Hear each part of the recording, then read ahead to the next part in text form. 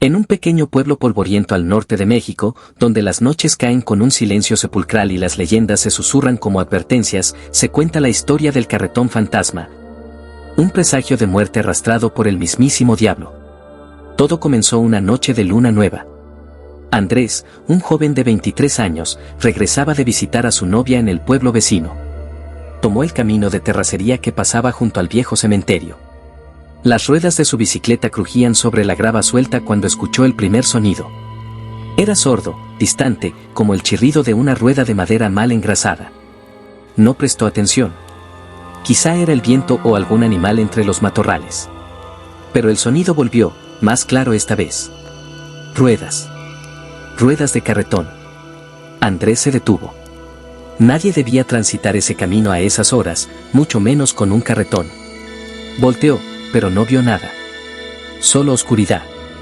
Apuró el paso, pedaleando con fuerza. Pero mientras más se alejaba, más fuertes sonaban las ruedas. Como si el carretón se arrastrara justo detrás de él, respirándole en la nuca. El miedo le caló hasta los huesos. Se desvió al monte y escondió su bicicleta entre los arbustos.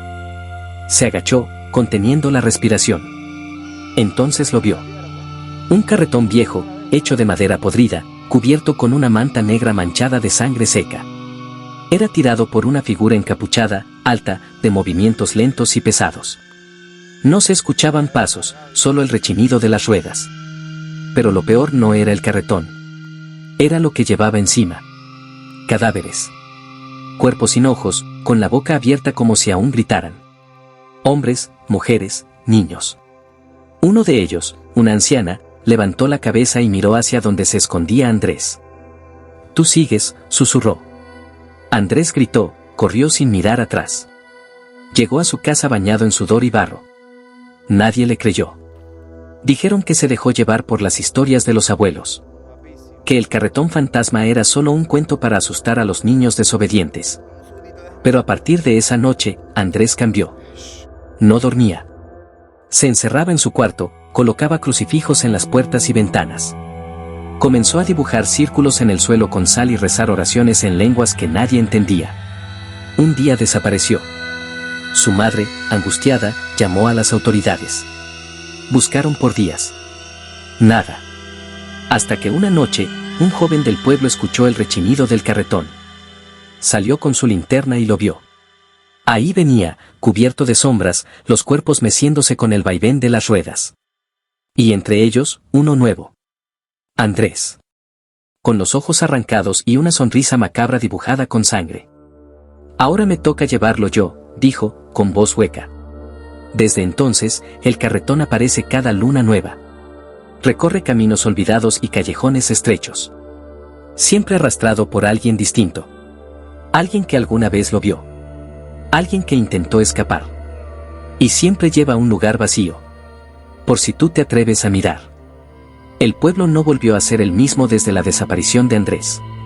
Las calles se vaciaban antes del anochecer y los niños ya no salían a jugar bajo la luna.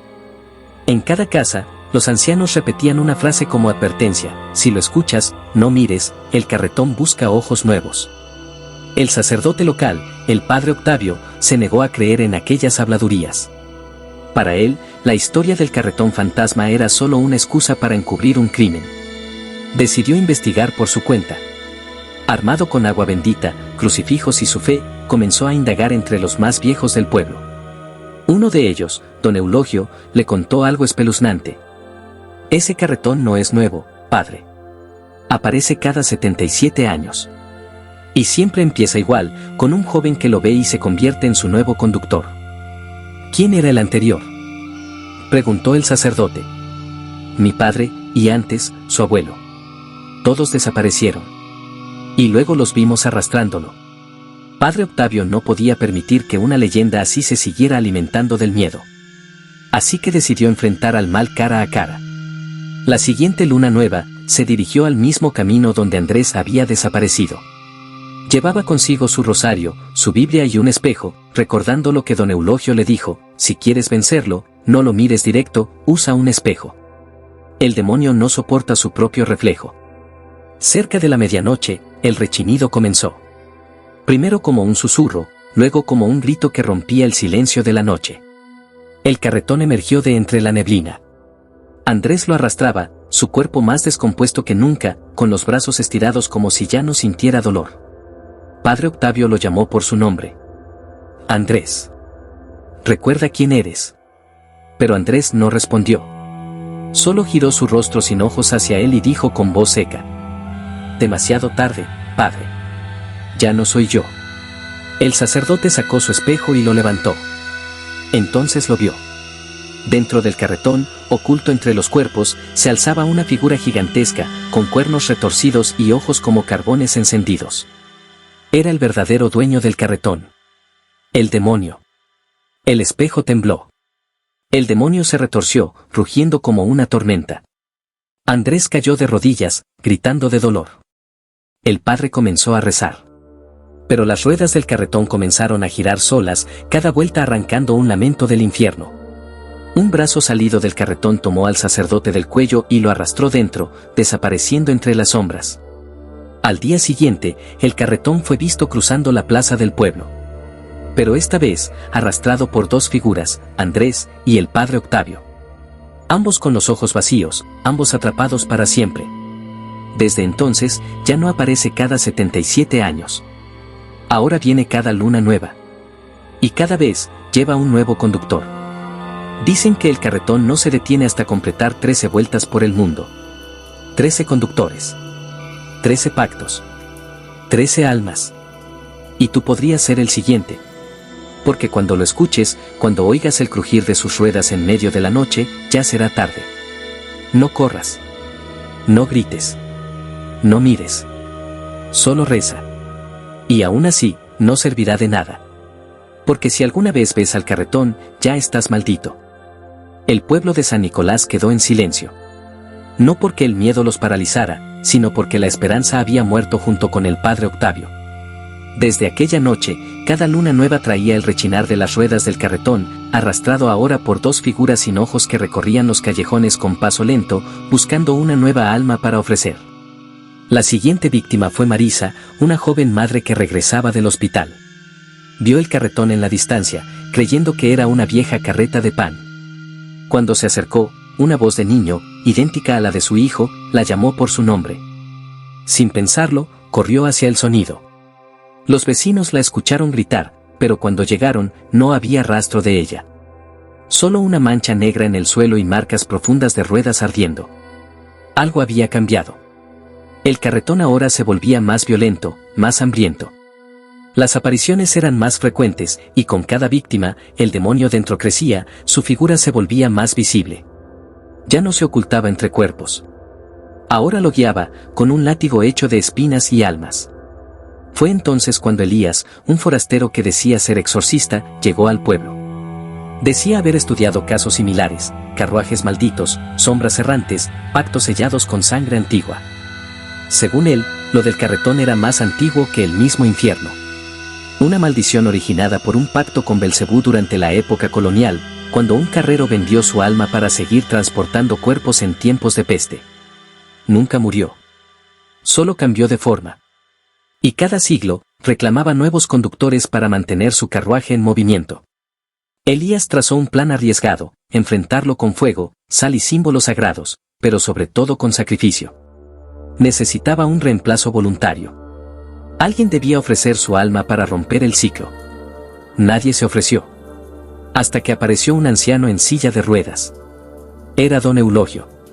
Dijo que ya había vivido suficiente. Que el carretón había matado a su padre, a su abuelo y a su hijo. Quiero que esto termine. Ya. Que ese maldito demonio me lleve a mí. Elías lo preparó durante días.